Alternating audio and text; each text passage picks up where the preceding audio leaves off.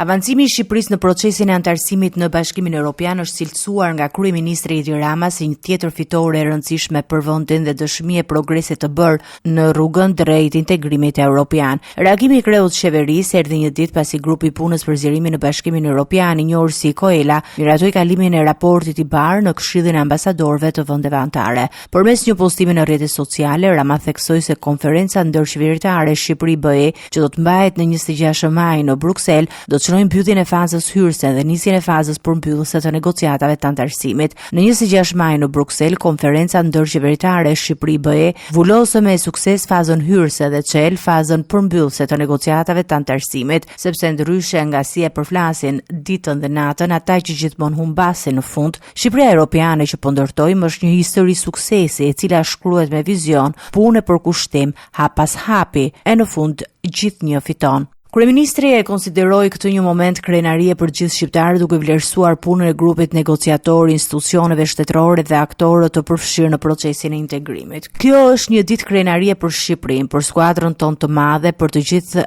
repartet e saj në çdo pjesë të fushës së përgjegjësive publike, për shumicën parlamentare, për qeverinë, për institucionet e pavarura e sigurisht, për ata që i përfaqësojnë ato në tryezat e negociatave për Shqipërinë 2030 në BE. Urimet e gjithëve mbi të gjitha faleminderit të çdo shqiptari e shqiptarie që na beson e na mbështet në rrugën e këtij misioni historik. Në reagimin e tij, Rama ju përgjigj dhe akuzave të opozitës e cila në muajt e fundit kishte pretenduar se negociatat me Bashkimin Evropian ishin bllokuar dhe se Shqipëria po përballej me penalizime nga partnerët evropian.